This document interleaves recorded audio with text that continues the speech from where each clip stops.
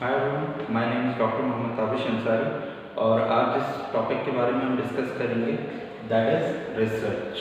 दुनिया का सबसे मुश्किल टॉपिक और स्टूडेंट जिस टॉपिक से सबसे ज़्यादा भागते हैं वो रिसर्च है। लेकिन हम कोशिश करेंगे कि हम इस टॉपिक को इतना आसान कर दें कि 1 2 3 4 एंड रिसर्च। तो ये हम कैसे करेंगे, ये आहिस्ता आहिस्ता इस वीडियो को देखें इंशाल्लाह, तो सारे कॉन्सेप्ट्स आपके क्लियर होते चले जाएंगे। ठीक है। अच्छा, रिसर्च के बारे में सबसे बड़ी मसला ये है कि रिसर्च के बारे में लीड से ज़्यादा मिसलीड मौजूद है। तो आज हम इस सारी वीडियो के अंदर जो है इस चीज़ को, इस कॉन्सेप्ट को क्लियर करेंगे क्या है रिसर्च है क्या। जब मैं रिसर्च की बात करता हूँ तो आपके दिमाग में क्या आता है, मैं चाहता हूँ कि 1 सेकंड के लिए आप इस वीडियो को पॉज करें और जो भी वर्ड आपके माइंड में आता है, जो भी फ्रेज आपके माइंड में आता है, उसको कॉपी पे लिखें कि what do you understand, what is research.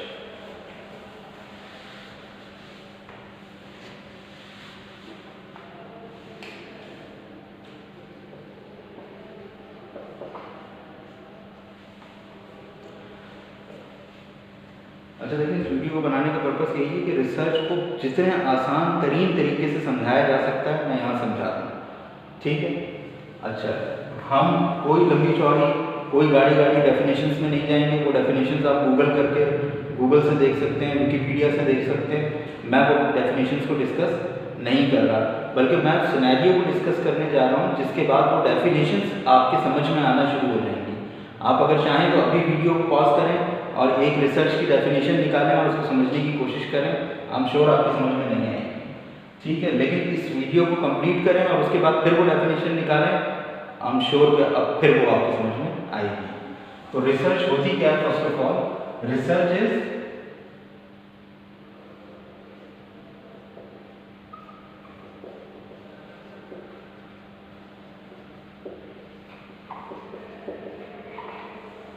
हम रिसर्च को कह सकते हैं कि रिसर्च क्या है? सिस्टमैटिक इन्वेस्टिगेशन, या हम इसे कह सकते हैं कि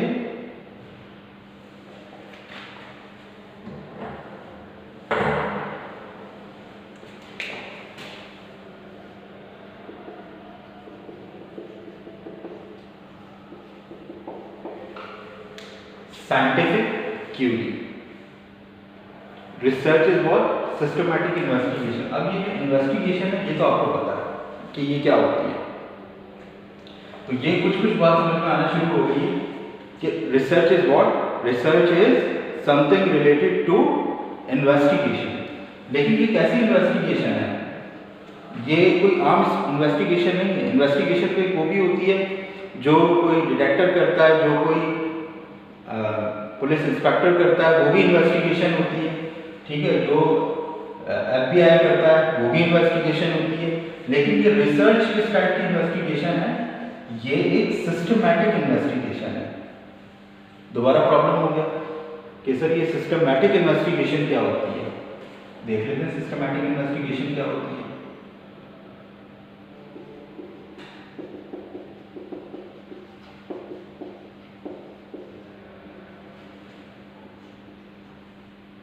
defining problem,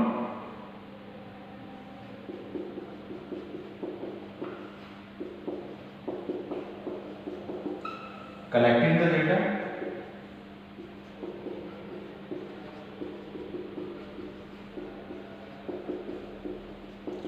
analyzing the data, and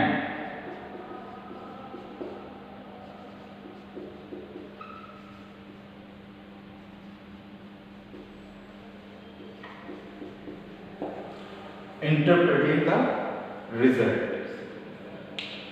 ये चार जब प्रोसेसेस मिलते हैं तो फिर इन चारों चीजों को एज होल हम क्या कहते हैं? Systematic investigation. अच्छा, फर्स्ट ऑफ ऑल तो एक बात समझ लें कि दुनिया की चाहे कोई भी रिसर्च हो, चाहे वो नासा के ऊपर रिसर्च हो रही हो, ठीक है, नासा के अंदर रिसर्च हो रही हो, या आपके अपने किसी एटॉमिक प्लांट के अंदर रिसर्च हो रही हो, या किसी मार्केट के अंदर, मार्केट फील्ड के अंदर रिसर्च हो रही हो, कोई भी रिसर्च होगी वो फॉलो करेगी इन चार स्टेप्स को। Number 1 is defining the problem. Defining the problem, सबसे पहले जो रिसर्च स्टार्ट होती है वो स्टार्ट होती है प्रॉब्लम स्टेटमेंट के साथ। अगर आपको कोई मसला ही नहीं है तो फिर रिसर्च करने की ज़रूरत ही क्या है।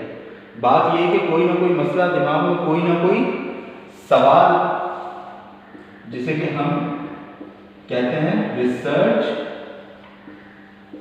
क्वेश्चन, तो कोई ना कोई रिसर्च क्वेश्चन आपके माइंड में आता है, ठीक है। ये रिसर्च प्रॉब्लम जो है ये ड्राइव करता है रिसर्च क्वेश्चन को, और रिसर्च क्वेश्चन बेसिकली ड्राइव करता है रिसर्च ऑब्जेक्टिव, ठीक है। तो कोई ना कोई हमारे पास प्रॉब्लम होगी, कोई ना कोई माइंड में क्वेश्चन होगा तो उसका ऑब्जेक्टिव होगा, ठीक है। तो सबसे पहले हमारे पास कोई ना कोई प्रॉब्लम होती है, ठीक है। अच्छा, इसको अभी हम एग्जाम्पलीफाई भी कर लेते हैं। अच्छा, उसके बाद उस प्रॉब्लम से रिलेटेड हम क्या शुरू कर देते हैं, डेटा कलेक्ट करना शुरू कर देते हैं। जब वो डेटा हमारे पास कलेक्ट हो जाता है तो उस डेटा को, वो डेटा हमारे पास किस फॉर्म में होता है, वो डेटा हमारे पास किस फॉर्म में होता है, वो डेटा हमारे पास होता है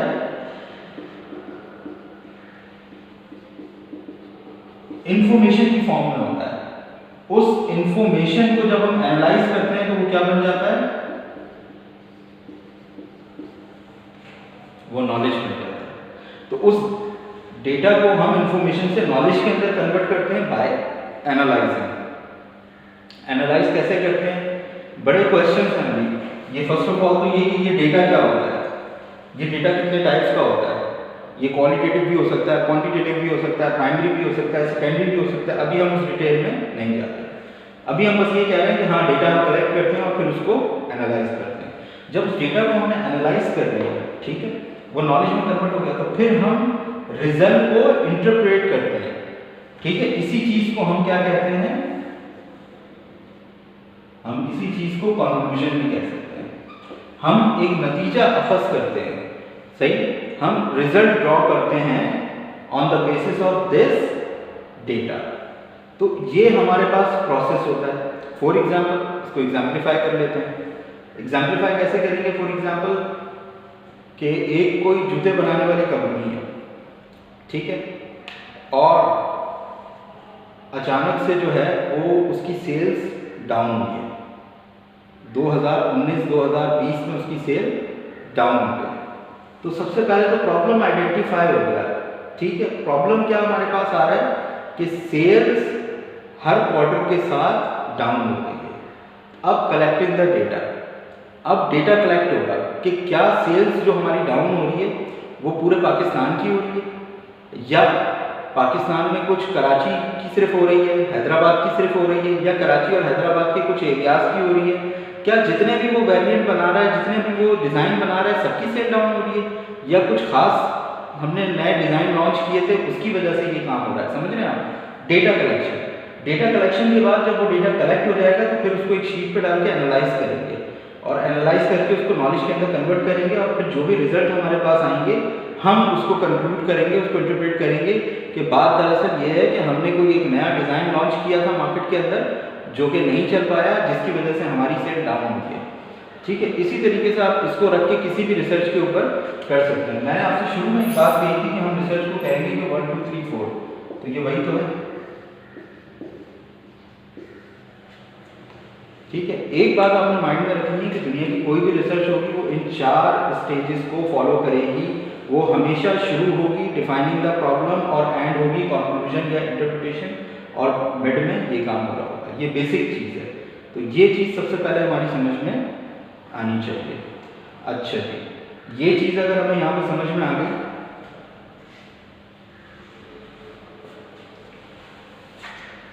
अच्छा अभी इसके अंदर बहुत ज़्यादा डिटेल मौजूद है जिसे मैं अभी डिस्कस नहीं कर रहा। जैसे कि एनालाइज किस तरीके से किया जाता है डेटा को एनालाइज करने के लिए भी डिफरेंट टूल्स होते हैं, डिफरेंट सॉफ्टवेयर होते हैं, पैकेजेस होते हैं हमारे पास, जिससे हम डेटा को एनालाइज करते हैं, ठीक है। जैसे कि फॉर एग्जांपल आप डेटा को सिंपली जो एनालाइज कर सकते हैं एक्सेल की शीट पे कर सकते हैं। उसके बाद अगर उससे आप थोड़ा और एडवांस जाते हैं तो आपके पास SPSS होता है। SPSS से और ज़्यादा आप एडवांस जाते हैं तो आपके पास एमॉस और स्मार्ट PLS होता है। अच्छा, अब इसके अंदर डेटा की भी टाइप्स होती हैं। डेटा सेकेंडरी होता है, डेटा प्राइमरी होता है, डेटा क्वालिटेटिव होता है, क्वांटिटेटिव होता है। तो डेटा की जो नेचर होगी उसी नेचर के हिसाब से डेटा का टूल यूज होगा और वो वैसे ही एनालाइज होगा। इसको हम आगे देखेंगे डिटेल में, अभी हम इसकी डिटेल में नहीं जा रहे। अभी हमें बस ये बात समझ में आ गई कि रिसर्च क्या है, सिस्टमैटिक इन्वेस्टिगेशन है, वो सिस्टमैटिक इन्वेस्टिगेशन क्या होती है कि उसके अंदर सबसे पहले हम प्रॉब्लम आइडेंटिफाई करते हैं, फिर डेटा कलेक्ट करते हैं, उसको एनालाइज करते हैं और फिर उसको इंटरप्रेट करते हैं। सिंपल।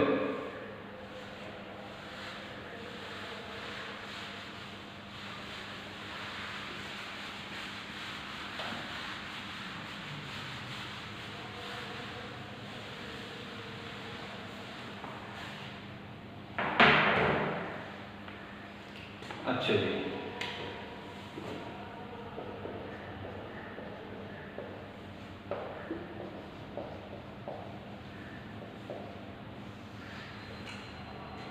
Types of research. अच्छा, नाउ व्हाट आई वांट कि आप दोबारा वीडियो को 1 मिनट के लिए पॉज करें और डिटेल में लिखें, सिर्फ ये लिखें कि आप क्या समझते हैं। आपने आज तक रिसर्च के बारे में कुछ ना कुछ तो टाइप सुनी होगी कि ये टाइप होती है, ये टाइप होती है। जो भी टाइप आपका माइंड में आ रही है आप उसको जल्दी से कॉपी के अंदर जॉट डाउन करें। तो 1 मिनट के लिए पॉज करें वीडियो।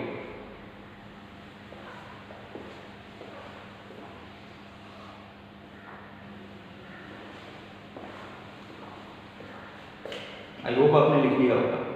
सबसे बड़ा कंफ्यूजन यहीं पर है, ठीक है।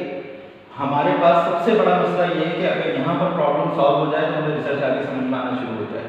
सबसे बड़ा मसला यही है कि जब रिसर्च की टाइप्स के बारे में बात होती है तो बहुत सारी चीज़ें यहाँ पे लिख दी जाती हैं, ठीक है। फॉर एग्जांपल रिसर्च की बात होगी तो सबसे पहले कोई कहेगा कि क्वांटिटेटिव और क्वालिटेटिव रिसर्च की टाइप्स होती हैं। दूसरा आएगा वो कहेगा नहीं अप्लाइड रिसर्च और प्योर रिसर्च की टाइप होती हैं। तीसरा आएगा वो कहेगा नहीं प्राइमरी रिसर्च और सेकेंडरी रिसर्च की टाइप्स होती हैं। चौथा आएगा वो कहेगा नहीं एक्सपेरिमेंटल होती है शायद रिसर्च, एथनोग्राफिक होती है, या कॉजल होती है, या डिस्क्रिप्टिव होती है, या एक्सप्लेनेटरी होती है, या एक्सप्लोरेटरी होती है, ठीक है। बहुत सारी बातें आ गई हैं तो हम कंफ्यूज हो जाते हैं कि बेसिकली रिसर्च की टाइप्स हैं क्या, क्या ये सारी की सारी रिसर्च की टाइप्स हैं, ठीक है। तो इसका जवाब है कि हाँ ये सारी की सारी रिसर्च की टाइप्स हैं। लेकिन सबसे बड़ा स्टूडेंट्स के साथ प्रॉब्लम ये आता है कि वो बाइफिकेट नहीं कर पाता, वो डिफ्रेंशिएट नहीं कर पाता कि इसमें से कौन सी रिसर्च की टाइप जो है वो किस हेडिंग के अंडर में आएगी। तो आज मैंने जो है वो नेट के ऊपर काफ़ी सर्च किया, लेकिन मुझे इस तरीके से कोई वीडियो नहीं मिली, मुझे इस तरीके से कोई वेब के ऊपर चीज़ नहीं मिली जहाँ पर रिसर्च की टाइप्स को इस तरह से डिफाइन किया गया और इस तरह से हम अभी डिफाइन करेंगे, ठीक है। तो इसको बहुत अच्छी तरीके से देखना है और समझना है। देखो रिसर्च की टाइप्स सबसे पहले बाय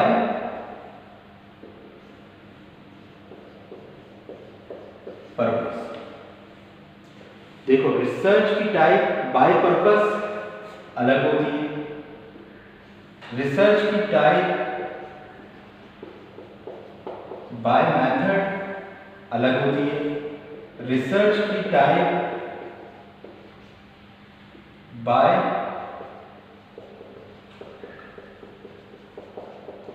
डेटा कलेक्शन अलग होती है, रिसर्च की टाइप बाय ऑब्जेक्टिव अलग होती है, रिसर्च की टाइप बाय अप्रोच अलग होती है।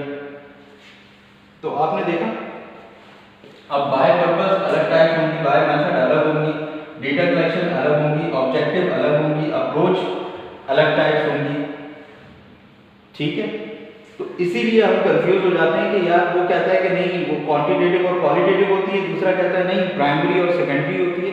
तो दोनों होती है। अब अभी हमें समझ में आ जाएगा कि हम किस तरीके से इसको डिफ्रेंशिएट कर सकते हैं, ठीक है। तो वन बाय वन हम स्टार्ट करते हैं। First thing first,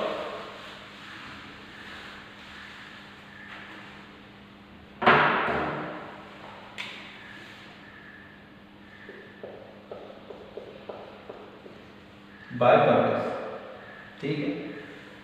by purpose याद रखना दो टाइप्स होती हैं, एक कहलाती है प्योर या इसी को हम कहते हैं बेसिक, और दूसरी कहलाती है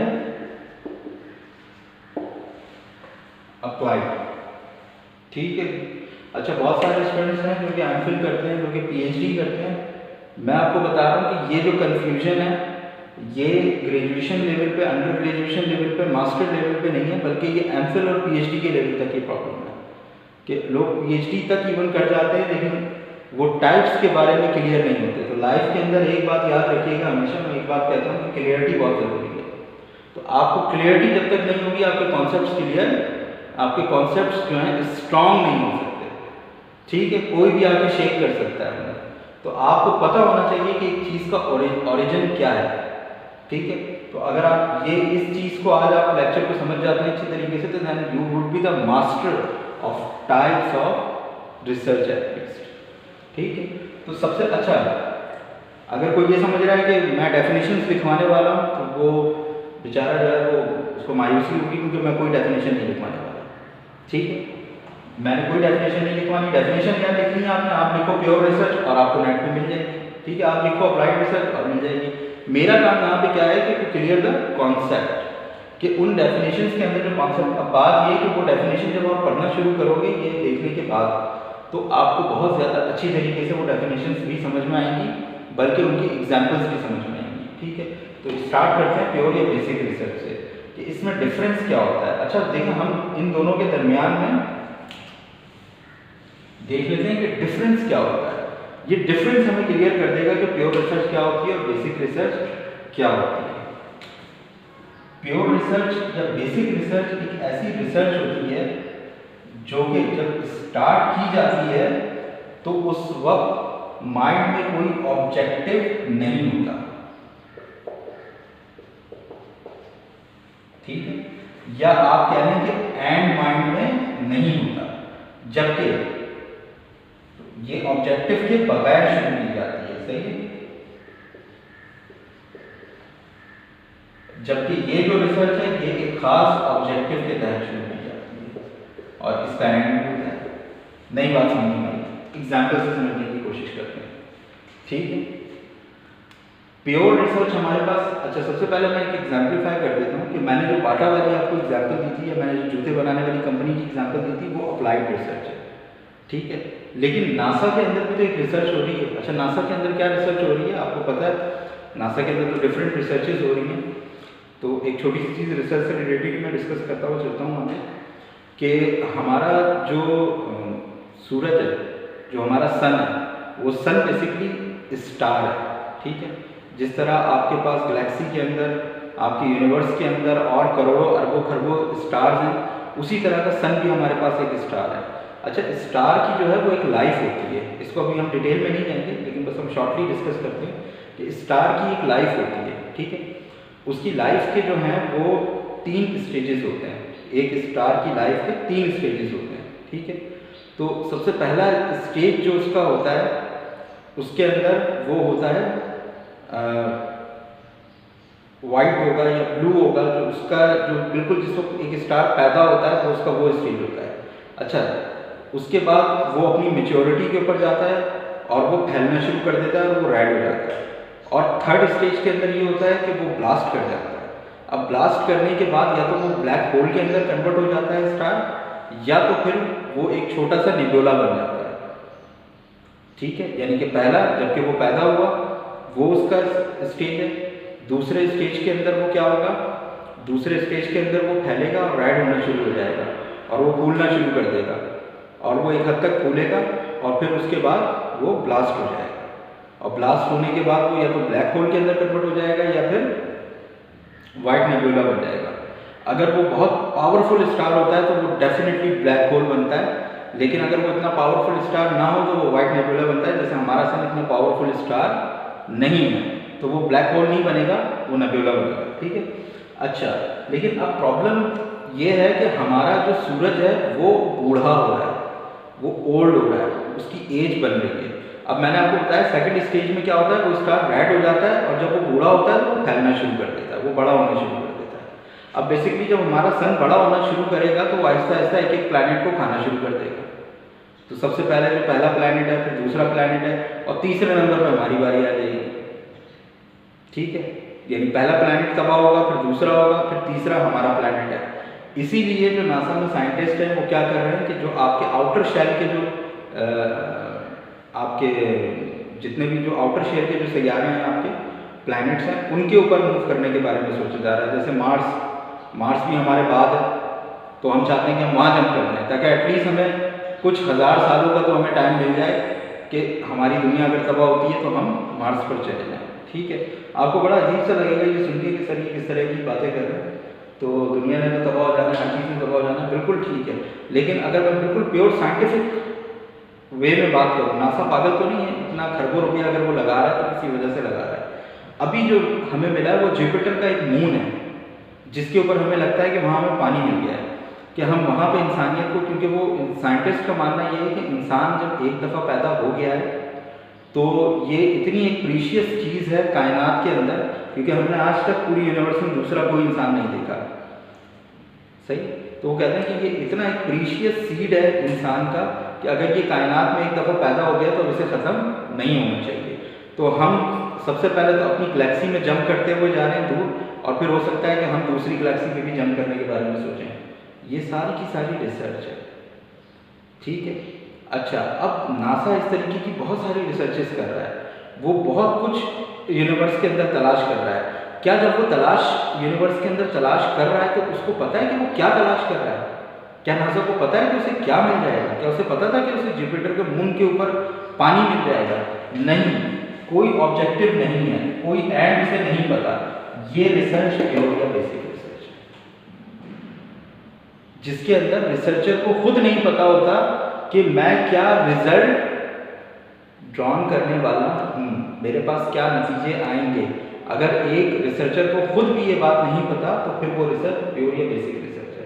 जबकि अप्लाइड रिसर्च के अंदर बहुत सीधी सी बात है कि ऑब्जेक्टिव पहले ही क्लियर था कि भाई ये जूतों की सेल जो है ये गिर क्यों रही है दिन ब दिन, ये मुझे पता चलाना है और मुझे क्या करना है, इसको काउंटर करना है। तो अप्लाइड रिसर्च की एक एग्जाम्पल मेरे पास ये हो गई। ठीक है, अच्छा, दूसरी एक चीज़ हो सकती है कि ये जो मेरे पास रिसर्च है इसका पर्पस होता है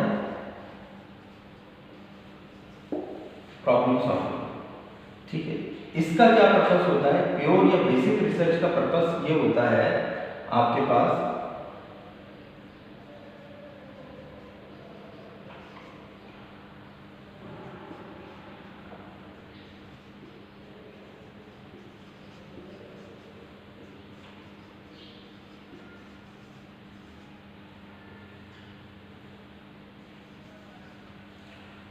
expand the body of knowledge. इसका मतलब ये होता है कि अप्लाइड रिसर्च का काम ये है कि भाई काम करो, मसला हल करो और जान छुड़ाओ। नॉलेज के अंदर क्या पार्टिसिपेशन हो रहा है नहीं हो रहा है इसे लेना देना नहीं है। जबकि जो बेसिक या प्योर रिसर्च है वो कहती है to expand the body of knowledge. आज हमारे पास दुनिया में जितनी भी नॉलेज है वो इसलिए नहीं है कि हमने कोई खास एक प्रॉब्लम को हल करने की कोशिश की और तभी वो नॉलेज आई, बल्कि रिसर्चर्स वैसे भी रिसर्च करते रहते हैं और बॉडी।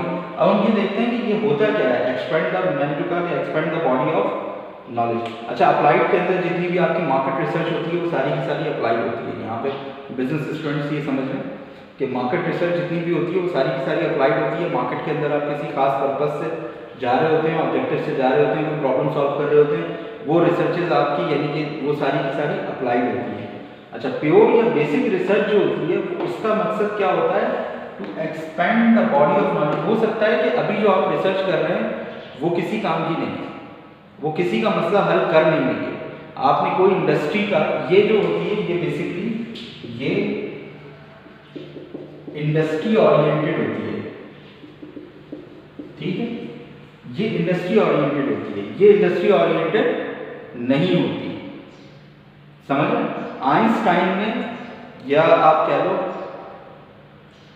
कि आइंस्टाइन ने भी जो इतनी सारी रिसर्चेस की हैं, या उसने जो एक रिलेटिविटी का एक कॉन्सेप्ट दिया है वो अप्लाइड रिसर्च नहीं है, वो प्योर रिसर्च है। हाँ, लेकिन अब इंडस्ट्री के अंदर वो यूज जरूर हो रहा है। न्यूटन ने जो लॉज दिए थे वो प्योर या बेसिक रिसर्च थी, लेकिन वो इंडस्ट्री में अब यूज जरूर हो रही है। तो लेटर ऑन प्योर रिसर्च या बेसिक रिसर्च अप्लाई भी होती है। ठीक है, लेकिन बस डिफरेंस क्या है ये आप बात याद रखिएगा कि डिफरेंस यही है कि ये एक ऑब्जेक्टिव के साथ स्टार्ट नहीं होती है, ऑब्जेक्टिव के साथ स्टार्ट होती है। इसका मकसद होता है to expand the body of knowledge. अब इस चीज को थोड़ा सा देख लेते हैं कि ये क्या है।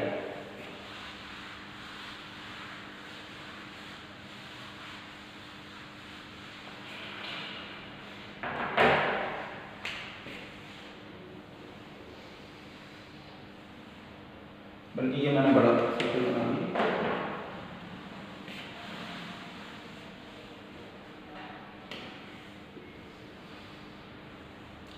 This is what? This is body of knowledge। एक रिसर्चर क्या करता है, इस बात को समझें। एक रिसर्चर इस बॉडी ऑफ नॉलेज के ऊपर बम करता है। जब आप रिसर्च करते हैं तो आपके अगर दिमाग में ये कुछ भरा हुआ है कि मैं रिसर्च करूंगा और दुनिया बदल दूंगा, ऐसा नहीं होता। जब एक रिसर्चर रिसर्च करता है तो एक बहुत छोटा सा कंट्रीब्यूशन करता है, यानी इस बॉडी ऑफ नॉलेज के अंदर तो इतना सा एक बम लगाता है।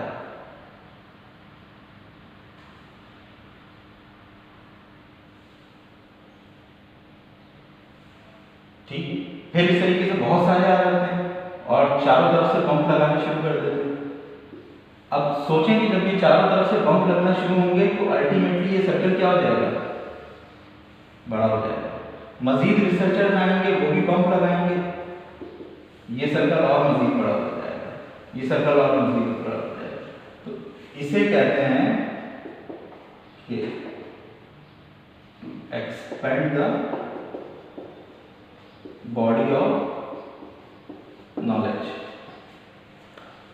ठीक है, तो आई होप कि किसी हद तक समझ में आ गया होगा कि अप्लाइड रिसर्च क्या होती है और बेसिक रिसर्च क्या होती है। और बेसिकली रिसर्च का काम क्या होता है, रिसर्च का काम ये होता है कि to expand the body of knowledge.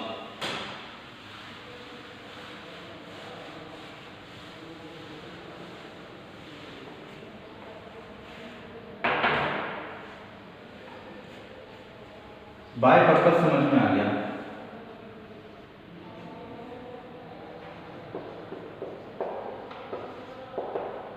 अब जल्दी से समझ लेते हैं कि बाय मेथड। बाय मेथड कितना होता है, कितनी टाइप्स होती हैं इसकी।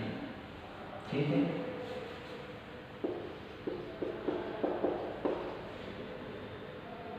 अच्छा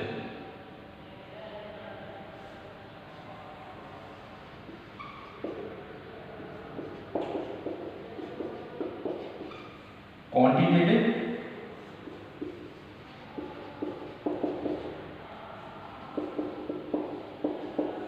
क्वालिटेटिव।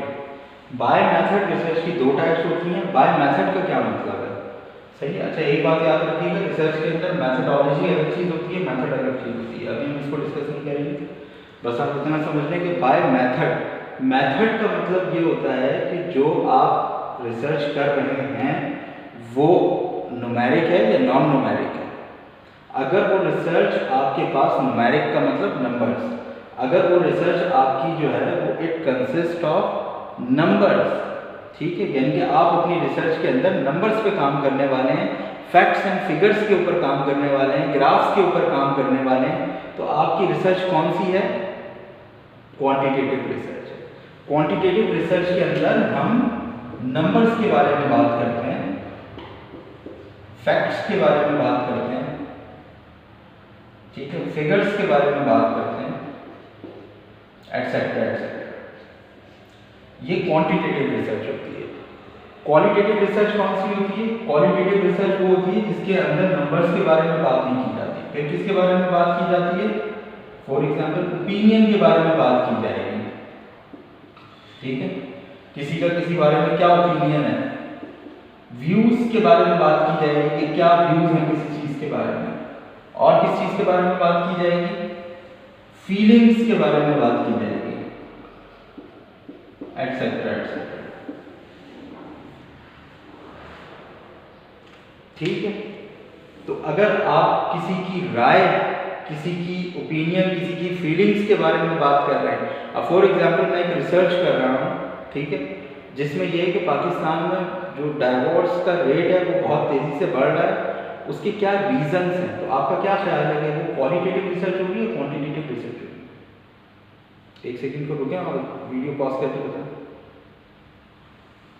वो अच्छा, और एक और रिसर्च आप कर रहे हैं जिसके अंदर आप ये चीज़ आइडेंटिफाई कर रहे हैं कि पिछले 5 सालों में पाकिस्तान के अंदर डाइवोर्स का रेशो क्या रहा मैरिज के साथ, कितनी शादियां हुई और कितनी डाइवोर्स हुई। तो कितनी शादियां हुई और कितनी डाइवोर्स हुई, ये नंबर्स की बात है, तो ये कौन सी रिसर्च है? क्वांटिटेटिव रिसर्च है। लेकिन क्यों डाइवोर्स हो जाती है, ये कौन सी रिसर्च है? क्वालिटेटिव रिसर्च है। इस तरीके से बहुत सारी एग्जांपल्स हो सकती हैं, ठीक है। लेकिन हमारे पास यहाँ पर एक और टाइप है रिसर्च बाय मेथड, जिसको हम कहते हैं, अच्छा, जिसको हम ट्रिग्नोमेट्री कहते हैं, ट्रिग्नोमेट्री, या हम इसको कहते हैं मिक्स मेथड, ठीक है। ट्रिग्नोमेट्री और मिक्स मेथड ये कुछ नया नहीं है, बल्कि ये क्या है? This is the combination of qualitative research and quantitative research, ये इन दोनों का मिक्सअप है, ठीक है। यानी कि एक ऐसी रिसर्च, यानी कि आपने एक रिसर्च करी जिसमें सबसे पहले आपने रेशो पता करा और फिर आपने रीजन भी उसी रिसर्च के अंदर पता करे, तो वो मिक्स मेथड रिसर्च है। तो मेरे ख्याल से ये क्लियर हो गया कि बाय मेथड क्वांटिटेटिव और क्वालिटेटिव कौन सी दो टाइप्स हैं।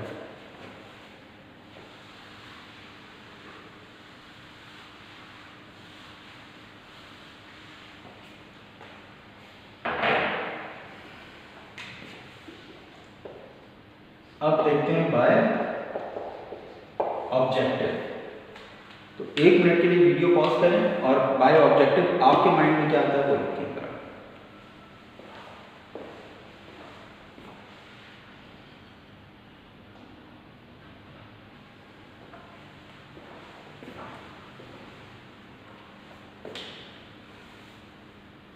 अच्छा जी, हम यहाँ लिखना शुरू करते हैं।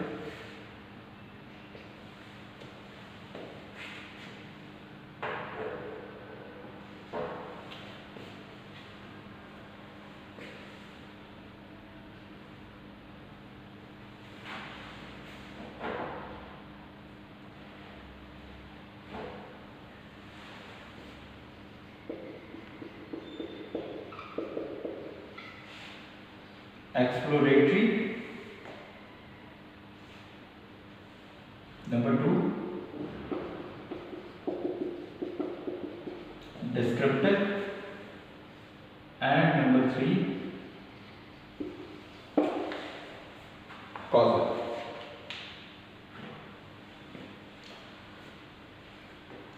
अच्छा, अब ये है, ये याद रखिएगा कि रिसर्च की टाइप है, ये रिसर्च ऑब्जेक्टिव्स नहीं है, ये है रिसर्च की type bye objective.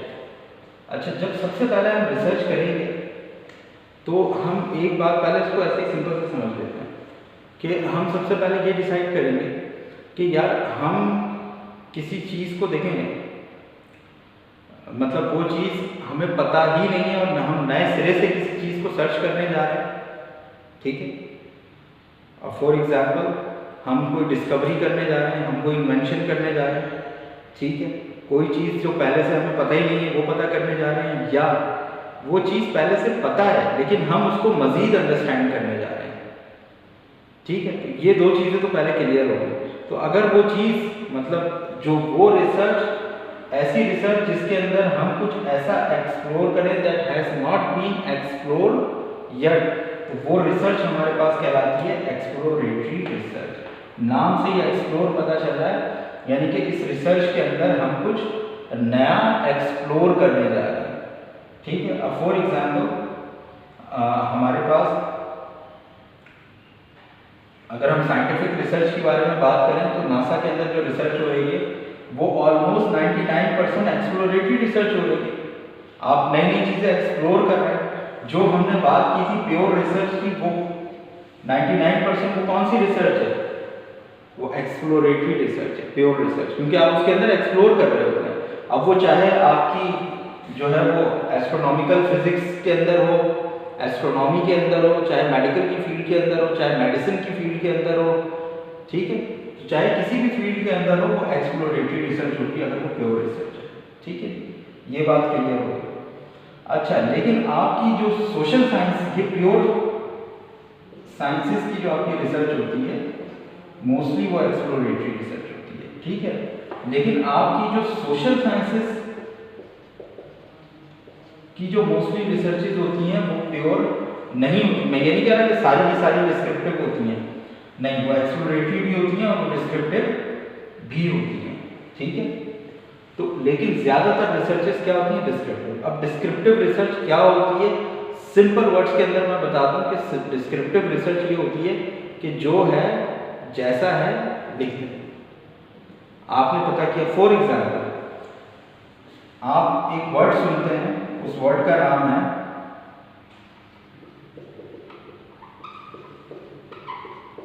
Customer satisfaction. आप एक वर्ड सुनते हैं, उसका नाम है कस्टमर लॉयल्टी। अच्छा, कभी ना कभी तो ये टर्म किसी ने इन्वेंट किया होगा, तो जब इस चीज को एक्सप्लोर किया जा रहा होगा कि भाई ये इस नाम की भी कोई शय मौजूद है, तो वो रिसर्च उस वक्त एक्सप्लोरेटरी रिसर्च थी। लेकिन अब हमें पता चल गया कि कस्टमर सेटिस्फैक्शन क्या होती है, कस्टमर लॉयल्टी क्या होती है। लेकिन अब हम ये देखना चाहते हैं कि इन दोनों के दरमियान में रिलेशनशिप क्या होता है, कस्टमर सेटिस्फैक्शन और कस्टमर लॉयल्टी के दरमियान में आपस में क्या रिलेशनशिप होता है, या कस्टमर सेटिस्फैक्शन कस्टमर लॉयल्टी के ऊपर क्या इम्पैक्ट डालती है।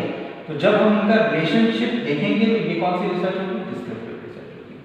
डिस्क्रिप्टिव रिसर्च के अंदर सिंपल क्या होता है कि आप डिस्क्रिप्टिव रिसर्च के अंदर सिर्फ इन दोनों का रिलेशनशिप देखते हैं और बता देते हैं, ठीक है। यानी कि आपने इसको टेस्ट किया। अच्छा, इसको एक तरीके से और इसको डिफाइन कर सकते हैं, एक्सप्लोरेटरी रिसर्च और डिस्क्रिप्टिव रिसर्च को। एक्सप्लोरेटरी रिसर्च आपकी जो होती है ना, एक्सप्लोरेटरी रिसर्च, इसके अंदर आप थ्योरी को एस्टैब्लिश करते हो, ठीक है, थ्योरी एस्टैब्लिश करते हो। फॉर एग्जांपल न्यूटन्स के जो लॉज हैं, लॉ ऑफ मोशन है, जब उसने वो लॉ ऑफ मोशन बनाए तो वो कौन से थे? एक्सप्लोरेटरी रिसर्च थी।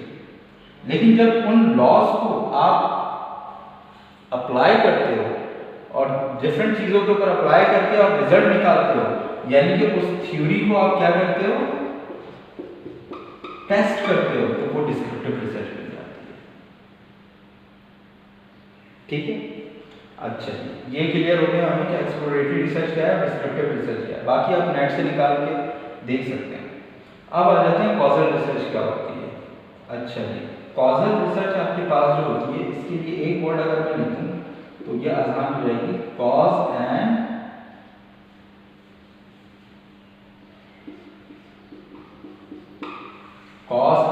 इफेक्ट। अच्छा, इसके अंदर क्या होता है? इसके अंदर हम डिफरेंट कॉसेस क्रिएट करते हैं और उसका इफेक्ट चेक करते हैं। सिंपल, डिफरेंट हम कॉसेस देखेंगे और उस कॉसेस के हम क्या देखेंगे? इफेक्ट देखेंगे। अब फॉर एग्जांपल जो मैंने कहा कि आपके पास customer satisfaction and customer loyalty, तो अगर मैं कहूं ये मेरा कॉज है तो फिर ये मेरा इफेक्ट है, ठीक है।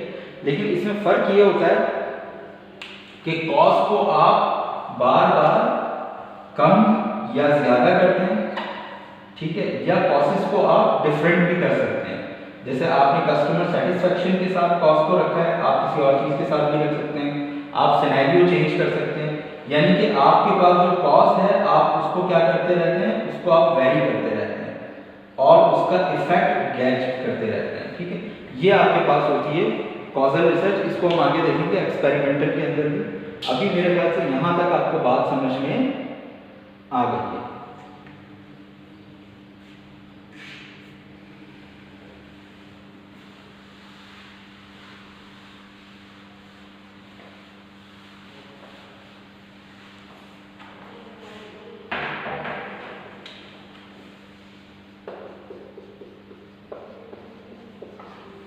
अब देखते हैं बाय अप्रोच, ठीक है। अच्छा, ये रिसर्च अप्रोचेस नहीं है, ठीक है, वो रिसर्च अप्रोचेस होती हैं डिडक्टिव इंडक्टिव, ठीक है। ये रिसर्च टाइप है, type of research by approaches. तो एक मिनट के लिए दोबारा वीडियो को पॉज करें और आप खुद से लिखने की कोशिश करें कि आपके माइंड में क्या आ रहा है।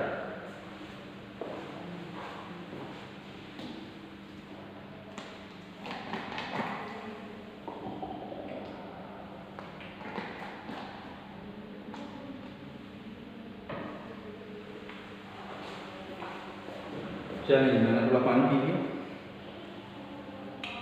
अब अप्रोचेस के ऊपर आते हैं। आई होप आपने कुछ ना कुछ लिखा होगा। ठीक है,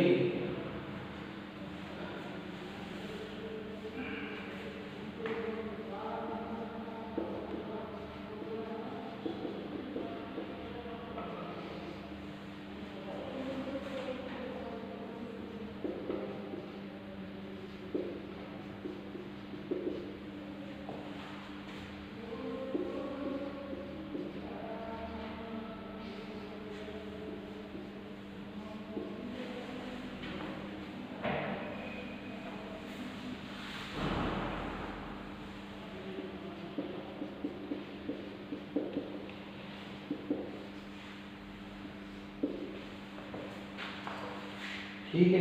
अभी क्या लिखा हो? ऑब्जर्वेशनल एथनोग्राफिक सर्वे एक एक्सपेरिमेंट। लेकिन पहले ये तो पता चले कि अप्रोच का क्या मतलब है। अच्छा, अब सबसे बड़ा कंफ्यूजन ये आ रहा है कि क्या अप्रोच में और ऑब्जेक्टिव में फ़र्क क्या है। हमें ये तो समझ में आ गया कि पर्पस तो सबसे पहले है, तो वो डिफाइन होगा कि हमें अप्लाइड करनी है या प्योर करनी है। अच्छा, पर्पस के बाद हमारे पास था मेथड में भी हमें पता चल गया कि ऑब्वियसली रिसर्चर को पहले डिसाइड करना है कि यार मैंने फैक्ट्स एंड फिगर्स की तरफ जाना है या मैंने क्वालिटेटिव डेटा की तरफ जाना है।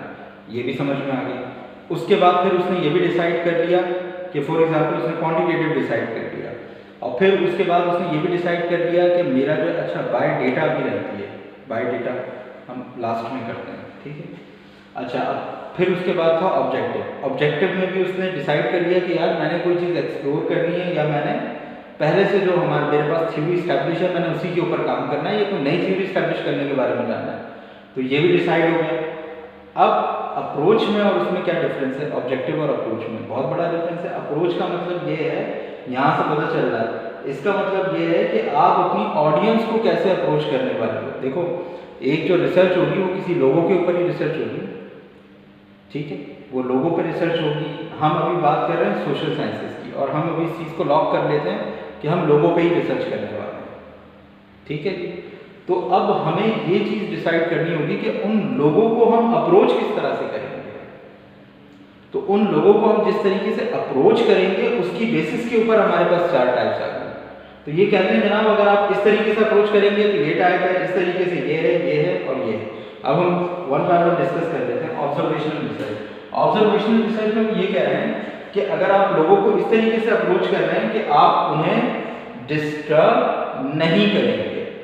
ठीक है, यानी कि आप उनके नेचुरल एनवायरनमेंट में जाएंगे और उनसे सवाल पूछे बगैर। रिसर्च में तो आपको यही आ रहा है ना दिमाग में कि मैं जाऊंगा, मैं पूछूंगा, मैं क्वेश्चन फिल करवाऊंगा, लेकिन इसमें ये कह रहे हैं कि नहीं। ऑब्जर्वेशनल रिसर्च एक ऐसी रिसर्च होती है जिसके अंदर फॉर एग्जाम्पल आपकी यूनिवर्सिटी की कैंटीन है। ठीक है, मैं ये एग्जाम्पल अक्सर देता हूँ ऑब्जर्वेशनल रिसर्च के अंदर, और आपको पता ये करना है कि आपकी यूनिवर्सिटी में की कैंटीन में सेल्स किस वक्त सबसे ज़्यादा होती है। आपने इसकी 3 स्लॉट्स बना ली, 9 से 10, 10 से 12 और 12 से 2। ठीक है, तो आपने 3 स्लॉट्स बना ली, S1, S2, S3। 9 बजे से 11, 11 से 1, 1 से 3। ठीक है, ये आपने 3 स्लॉट बना ली इसकी। और अब आपने क्या करा कि आपने कॉपी के अंदर इस तरीके से बैठ गए। आपने कहा जनाब ये 10 बजे से ये 9 बजे से लेके 11 बजे तक, ये 11 बजे से लेकर 1 बजे तक, और ये 1 बजे से लेकर 3 बजे तक, 2-2 घंटे की 3 स्लॉट्स हैं। और अब आपने यहाँ पे नोट करना शुरू कर दिया कि 9 से 11 बजे तक कितने कस्टमर्स आए। तो आपको फॉर एग्जाम्पल पता चला कि 49 है। 1 से 11 बजे तक, 11 से 1 बजे तक कितने कस्टमर्स आए, तो आपको पता चला कि 11 बजे से लेके 1 बजे तक जो है वो 85 कस्टमर्स आए, जबकि 1 से 3 बजे तक 200 कस्टमर्स आए। तो क्या आपको पता चल गया कि कैंटीन के अंदर सबसे ज़्यादा सेल किस वक्त होती है। यही अगर आपने इसको रिपीट किया 1 वीक, ठीक है, और 1 वीक के बाद ये सारा डेटा आपके पास, अब देखिए ये चीज़ें वो सारी वही रिवाइज हो रही है। मैंने आपसे कहा था कि जो रिसर्च का प्रोसेस है वो यहाँ पर कंफर्म हो रहा है। 1 2 3 4 1 क्या था? Problem, defining the problem. Problem मेरा क्या है कि मुझे ये पता करना है कि भाई रिसर्च किस वक्त सेल्स किस वक्त सबसे ज़्यादा हो रही है कैंटीन में। सेकंड स्टेप मेरा क्या है? Collecting the data. मैं वही करता हूँ। एक हफ्ते तक मैंने डेटा कलेक्ट किया और उसके बाद मैं एनालाइज करूँगा उसको एक्सेल की शीट पे डाल के इन तीनों स्लॉट्स को और सबका समअप निकाल लूँगा। तो नीचे जो समअप आएगा वो एनालाइज हो गया डेटा, और एनालाइज होने के बाद जो फिगर्स आएंगे मैं उन फिगर्स को क्या कर दूंगा? इंटरप्रेट कर दूंगा। यही थे 4 स्टेप्स। ठीक है, ये होती है ऑब्जर्वेशनल रिसर्च। क्या मैंने किसी ऑब्जर्वेंट से, किसी अपने रिस्पोंडेंट से बात की? तो ये वो रिसर्च होती है जिसके अंदर आप रिस्पोंडेंट से बात नहीं करते, तो फिर क्या करते हैं? जस्ट उसे वॉच करते हैं। ठीक है, इसको हम रिसर्चर्स अक्सर कहते हैं कि this is what like fly on the wall.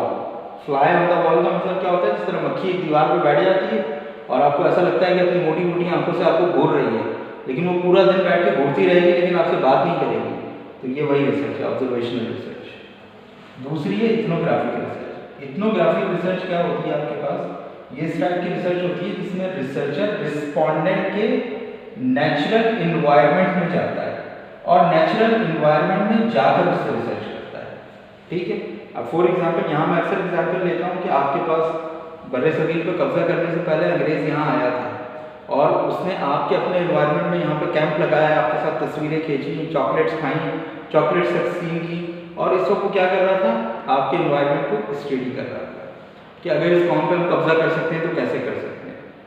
ठीक है, और फिर रात में वो सारा दिन क्या करते थे? सारा दिन लोगों से मिलते थे, बैठते थे, चॉकलेट्स डिस्ट्रीब्यूट करते थे और तस्वीरें खींचते थे, और हम बड़ा खुश होते थे। हम कहते थे यार क्या ही भले लोग हैं, देखो यार हमारे पास आते हैं, तस्वीरें खिंचवाते हैं, चॉकलेट्स भी देते हैं। और रात में जाके टाइपराइटर के ऊपर अपने अपने जो भी उनके खाने होते थे, जो भी उनके घर होते थे, वहाँ जाके वो टाइपराइटर के ऊपर रात में जो है वो पूरी रिपोर्ट बनाते थे और भेज देते थे। तो लेकिन फिर क्या हुआ कि उन्होंने बताया कि भाई अगर इस कॉम पे आपने कब्जा करना है तो उसकी की क्या है? वो है मनी, पैसा। ये पैसे के पीछे भागती है ये कॉम। तो फिर यहाँ पर ईस्ट इंडिया कंपनी लगी और फिर उसके अंदर भर्तियाँ हुई और फिर बाकी की सारी चीज़ें आपको पता है। तो ये इथनोग्राफिक रिसर्च की एक एग्जाम्पल है।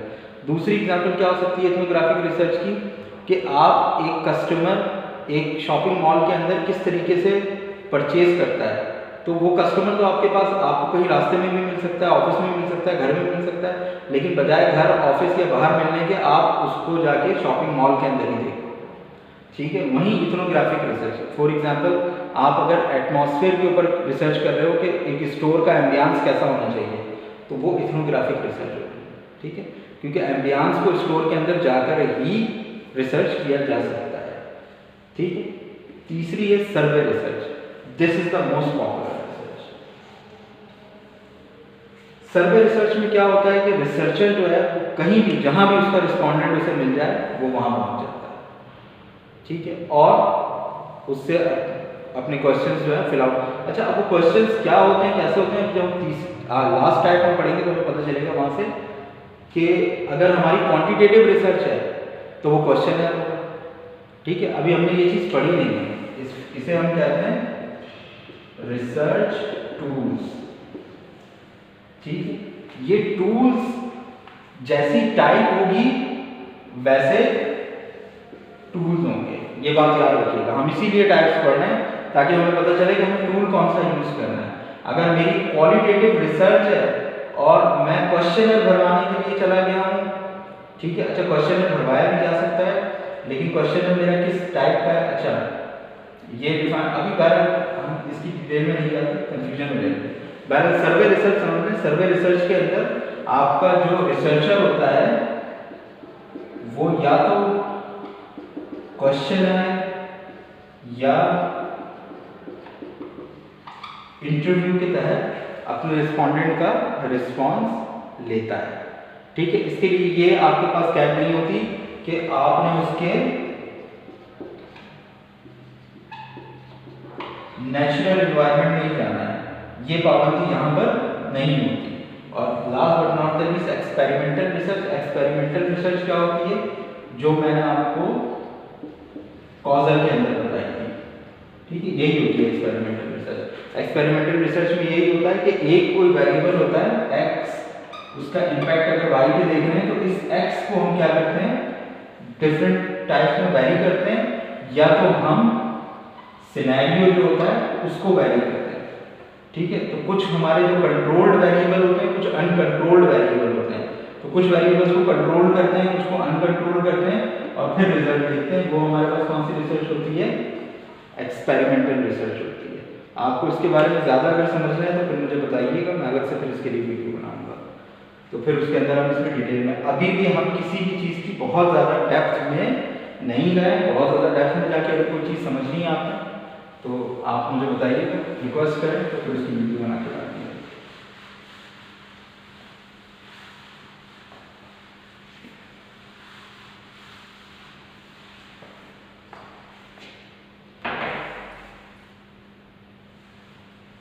अच्छा जी, last but not the least,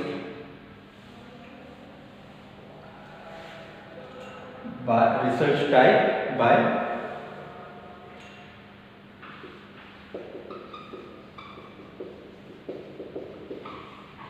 data collection, primary research and secondary research. Primary research वो रिसर्च होती है जो कि बेस करती है प्राइमरी डेटा के ऊपर, और सेकेंडरी रिसर्च वो होती है जो डिपेंड करती है किसके ऊपर, सेकेंडरी डेटा के ऊपर। अब प्राइमरी डेटा और सेकेंडरी डेटा क्या होता है? प्राइमरी डेटा को शॉर्टली हम इसको देखेंगे, बाकी जब हम डेटा को समझेंगे तो फिर देखेंगे। प्राइमरी डेटा वो डेटा होता है जो कि फर्स्ट हैंड डेटा होता है, यानी कि पहली दफ़ा आप वो डेटा कलेक्ट कर रहे होते हैं। आपसे पहले वो डेटा किसी ने कलेक्ट नहीं किया होता, आप अपनी रिसर्च के लिए खास तौर पर उस डेटा को कलेक्ट करने जा रहे होते हैं। फॉर एग्जाम्पल, आपकी क्लास के अंदर जो लोग हैं, जो जितने भी स्टूडेंट्स हैं, उनकी हाइट कितनी है, 5 फीट से कम कितने हैं और ज़्यादा कितने हैं, ये फर्स्ट टाइम आप रिसर्च कर रहे हैं, डेटा कलेक्ट कर रहे हैं, ये प्राइमरी डेटा होगा। सेकेंडरी डेटा क्या होगा? सेकेंडरी डेटा ये होगा कि आप ये देखने जा रहे हैं कि आपकी यूनिवर्सिटी के अंदर कितने मेल स्टूडेंट हैं और कितनी फीमेल। तो ये आप ऑब्वियसली आप अपने ऑफिस के अंदर चले जाएंगे, अकाउंट ऑफिस में चले जाएंगे, या डिफरेंट आपका जो रजिस्ट्रेशन या एडमिशन का जो ऑफिस है वहाँ चले जाएंगे, तो आपको वहाँ से ये डेटा मिल जाएगा कि कितने मेल हैं और कितने फीमेल हैं, और आप उसकी बेसिस पर अपनी रिसर्च कंडक्ट कर सकते हैं। यानी कि वो रिसर्च, वो डेटा पहले से किसी और ने किसी और पर्पज़ के लिए उस डेटा को कलेक्ट किया हुआ था, आप उस डेटा को यूज़ कर रहे हैं किसी और पर्पज़ के लिए, तो ये सेकेंडरी डेटा है। और प्राइमरी डेटा हुआ जो फर्स्ट टाइम आप कर रहे हैं। अब जो रिसर्च प्राइमरी डेटा पे बेस करेगी उसे अक्सर लोग कहते हैं कि ये प्राइमरी रिसर्च है, और जो सेकेंडरी डेटा के ऊपर बेस करती है उसे कहते हैं सेकेंडरी रिसर्च है। तो ये मैंने कुछ कोशिश की कि ये टाइप्स में जो कन्फ्यूजन है इसको दूर करने की कोशिश करूँ, लेकिन अगर अभी भी यहाँ पे भी कोई कन्फ्यूजन रह गई है तो आप बता सकते हैं, ठीक है, कमेंट सेक्शन के अंदर बता सकते हैं कि ये चीज़ समझ में नहीं आई, ये चीज़ मज़ीद बताएं, तो फिर इंशाल्लाह हम उसको भी कंटिन्यू करेंगे। तो इंशाल्लाह नेक्स्ट सेशन के अंदर फिर हम इससे आगे और मज़ीद यूज़फुल वीडियो बनाएंगे, और लेकिन वो बेस करेगी कमेंट के ऊपर। अगर कुछ समझ में नहीं आया है, कुछ समझ में आया है, कुछ और समझना चाहते हैं तो फिर कमेंट्स के अंदर बताएं। Thank you.